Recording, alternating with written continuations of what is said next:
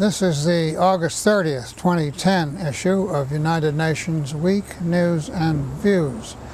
My name is John Kerry, and the views expressed on this program are mine alone, unless I indicate some other source. What I want to talk about today is private parties waging war. War traditionally is waged by armies, navies, and air forces, but nowadays we find civilians, usually employees of private companies who are hired by, or the company rather is hired by a government to take on various military responsibilities, some of which involve shooting activities. As we, the U.S., are converting from our Iraqi operation from combat to training, we hear that the presence of private parties in the country of Iraq will be increasing, very likely performing tasks that the military have been doing, but probably at greater cost to the U.S. taxpayers. Some facts about the use of private parties can be found in recent reports of the UN's working group on the use of mercenaries. Now, I'll get a little later into the question of what is a mercenary, but it sounds a lot like somebody who fights for pay. The working group's report states that, quote, Afghanistan, together with Iraq, represents the largest theater of operations for private military and security companies. Private military and security companies, PMSCs. So if I say PMSCs in the next couple of minutes, that's what it means, private military and security companies. Now, that's two different functions. Military means fighting mostly. Security means a more defensive posture. The United States, which has the largest military and diplomatic presence in Afghanistan, is the principal employer of private security in the country.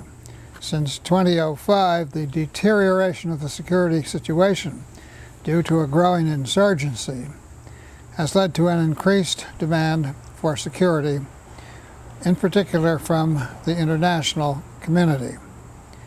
The government of Afghanistan has acknowledged its limitations in providing adequate security to the international community present in its territory, and has allowed for foreign and national private security companies to supply additional security. Continuing the quote from the working group's report, the government of Afghanistan has also stressed the need for prompt adoption of procedures to regulate and monitor the activities of those companies, saying that the lack of rules governing the activities carried out by PMSCs created a culture of impunity dangerous for the stability of the country. Civil society had a negative perception of the large presence of PMSCs, in particular with regard to the difficulty of differentiating the legal army and police from foreign troops. PMSCs are even illegal armed groups, unquote.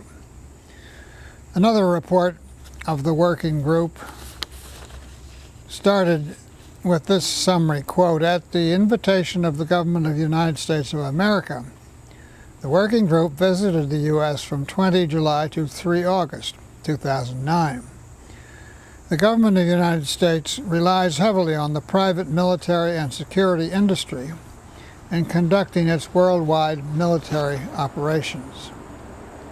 Private military and security companies from the U.S. dominate this new industry, which earns an estimated $20 billion to $100 billion annually. The overall number of contractors in 2009 amounted to 244,000 private companies in this business. Private forces constitute about half the total U.S. force deployed in Afghanistan and Iraq. Quote, in the last few years, and largely in reaction to incidents involving PMSCs, the government of the U.S. and Congress adopted various measures increasing the government oversight over PMSCs and expanding and clarifying jurisdiction over offenses committed by private militaries and security personnel operating abroad. The working group welcomes the adoption of these measures, which have improved the situation, but notes that much remains to be done to ensure effective oversight, accountability, and legal remedy when human rights violations occur.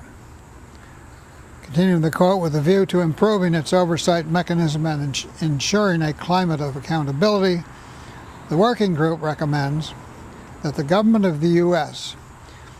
inter alia, A, support the Stop Outsourcing Security Act, SOS Act, which clearly defines the functions which are inherently governmental and that cannot be outsourced to the private sector. B, rescind immunity to contractors carrying out activities in other countries under bilateral agreements. C, carry out prompt and effective investigation of human rights violations committed by PMSCs and prosecute alleged perpetrators. D, ensure that the oversight of private military and security contractors is not outsourced to PMSCs. That the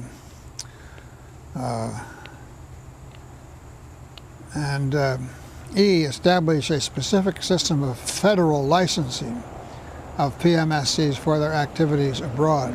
F, set up a vetting procedure for awarding contracts to PMSCs. G, ensure that U.S. criminal jurisdiction applies to private military and security companies contracted by the government to carry out activities abroad. And H, respond to pending communications from the working group, unquote. Now, quote, in September 2009, a federal appeals court dismissed a lawsuit against CACI and L3 Services. That's two companies, CACI and LC Services, saying that the companies had immunity as government contractors. The judge explaining the ruling said that, quote, during wartime, where a private service contractor is integrated into combat activities over which the military retains command authority, a tort claim arising out of the contractor's engagement in such activities shall be preempted, unquote, from the judge. One judge dissented, stating that, quote, no act of Congress and no judicial precedent bars the plaintiffs from suing the private contractors, who are neither soldiers nor civilian government employees, unquote, from the dissenting judge. Continuing with the working group, quote, no employee of either company, that's CACI or L3 Services, has been convicted of an offense in relation to this. The working group requested a meeting with CACI, but the request was denied. CACI stated that the company was not a PMSC but an information technology company, and therefore did not fall under the mandate of the group. Nevertheless, it recognized that at the request of the United States Army, the company did provide intelligence analysts and interrogators in Abu Ghraib prison. Evidently, there is room for improvement in how PMSCs are classified and their personnel disciplined. We will hope to see positive developments along these lines in the near future as our roles in Iraq and Afghanistan unfold. Friends, that's all for this August 30th issue of United Nations Week News and Views. We'll be back with the next issue. Meantime, do send along your own ideas on these or other UN-related issues to www.unweek.blogspot.com. Goodbye for now, and thanks very much for watching.